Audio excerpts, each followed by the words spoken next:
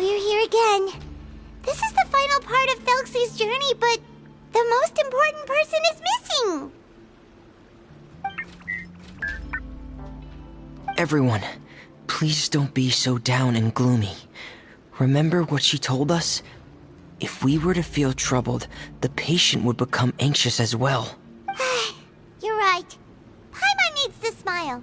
If we have to give something to Zuria, it should be our smiles. We have to keep smiling as we finish this adventure. And then she'll be able to recover, right, everyone? Yeah, I'm sure she will. Oh! Be careful, brave adventurers! Here come the evil monsters that stole the crown! These Cyclops! Let's beat them up!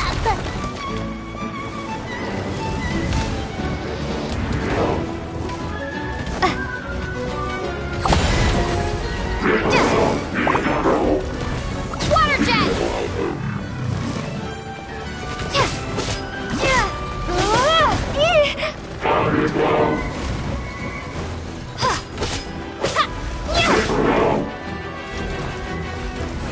Watch out, everyone!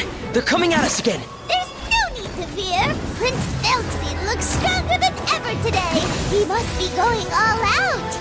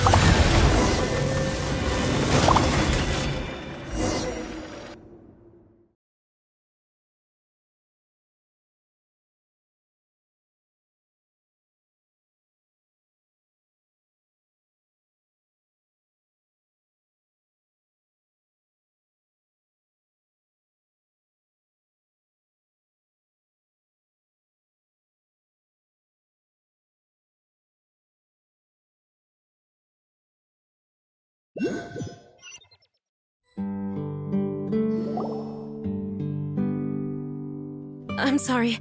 I have to go. I made a promise to my friends, and I'm already very late. But, Madame, you're still... Don't try to stop me. Today's the most important day for treating Thelxie. We'll use the guidance method. Didn't you also say that you think it'd work? I'm not trying to stop you, Madame. It's just... Could you tell me the name of your child?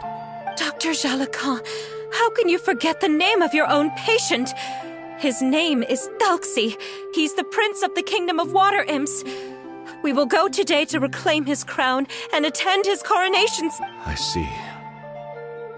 Madame, please rest assured, everything is still on schedule. Your friends have already departed to find... Wait, look. They've already... Zuria! Zuria! We've retrieved the crown! Paimon, everyone, have you really? Yes, but the coronation ceremony still hasn't taken place. Wonderful! How wonderful! Thelxie, my child, are you hearing this? Everything you lost will now come back to you, and soon, very soon, you will never be lonely again. And the last page of the picture book. It's still waiting for you to illustrate in color. Right, the picture book. But I don't know what I should put on the last page. Don't worry, Thelxie and his friends all know what should go on it. Get ready, Zuria! We'll describe everything for you. Okay. At last, Thelxie and his friends were able to drive off the final invading monsters and achieve a dashing victory. Their success was complete, and the recovered crown resplendent. The water imps, finally returning to their homes, showered the prince with love and applause as he greeted them. They once again offered their precious shells to the prince and reconstructed the rainbow bridge of old. As he watched the scene unfold, the prince could not help but be touched by its beauty. Moved by everyone's happiness, the prince stepped onto the rainbow bridge and took a good look at all the friends who had gone on the journey with him. There stood the traveler, Goddess Paimon, Fremine, and... Huh? Where's the last person? The prince looked frantically around, but could not find the person he wanted to see most. At that moment, the person suddenly appeared on the other side of the bridge. She walked towards him with a smile. The prince could not hold back his tears.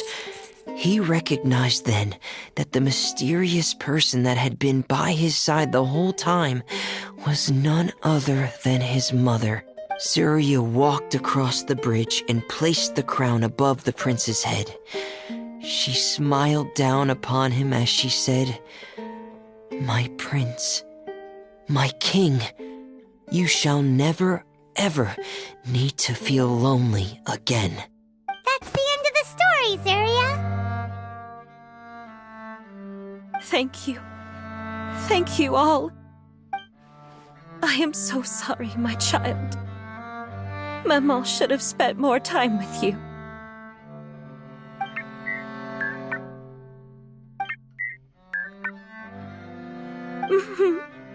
Maman loves you too. What's happening? Is Zuria... Quick, put on my diving helmet. There's a transcription module in it that's compatible with Thelxie's output signals. You should be able to use it to understand what Thelxie's saying.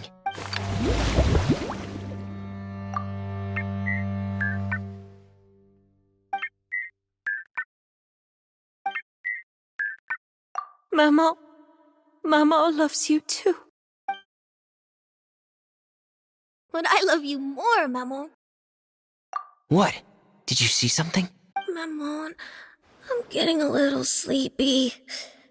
If it's time for bed, can you hum a lullaby to me again? Of course, my dearest child. As long as you want to hear it, Maman will always hum for you. Thank you, Maman. Your lullaby has always been my favorite. Now that I've heard it, I I can return to my dream and to the My poor darling. Please don't forget. I will always love you. My love is greater than the entire distance between here and the kingdom of water imps. I won't forget, Maman. And so is my love for you. Greater than the entire distance between here and the kingdom of water imps. Good night, Maman.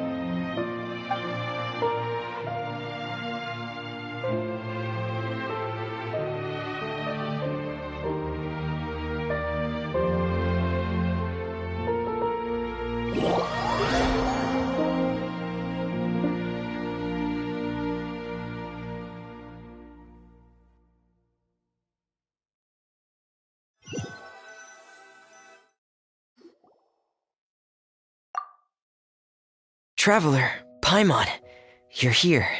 Fremine! Why did you call us in such a hurry? Did you hear something from Zuria? Oh, if it's not good news, Paimon doesn't want to hear it! Don't worry, it's definitely great news. The Madame came here for a visit just now with her doctor. Color has returned to her cheeks, and she sounded full of energy as well. She said she'd like to return to the court to continue hosting the art exhibit. But this time, she'll work with her doctor to exhibit some picture books related to the illness. Of course, Thelxie's fantastic adventures and the guidance therapy will be included in the exhibit as well. She'd like to use her experience to help others. That's wonderful! So it wasn't bad news after all. Mm-hmm. Here. Please take this picture book with you. The Madame wanted you to have it. If, at some point in the future, you were to run into someone with similar troubles, she hopes the book would be of use to you. But this is her son's story, right? Is it really okay to give the book to us? Don't worry, it's just a copy. She still has the original. It's extremely important to her. Alright, then there's no problem. It feels good knowing we've contributed to something important. Paimon definitely didn't expect the fantasy adventure to be so useful. Paimon was a little worried about how everything would turn out. After all, fantasy is just fantasy. Paimon, do you know what the Madame said? She said that at the moment when she placed the crown on Thelxie's head, she felt like she really saw something beautiful. Her child had returned, and he told her that he loved her. She also said that was when she was finally able to bid farewell to her son. She felt like at that moment, she was healed by some mystical power, and she was filled with courage from head to toe. Oh, really? But could that just be another part of her fantasy? Perhaps. But if fantasy is just fantasy, and the fantasy world is not real, then how could it still grant us these powers that we can continue to use in the real world? But what else could it be? A descent of the fairy tale world into the real world. At that time, the wondrous fairy tale temporarily became reality and influenced real things in our world. You saw it too. But that can't be what happened, right? There's just no way. Wouldn't it be like a miracle if that really happened? Yes, I suppose that would be a miracle. I hope that everyone who's found themselves in a dark place would be able to see something beautiful.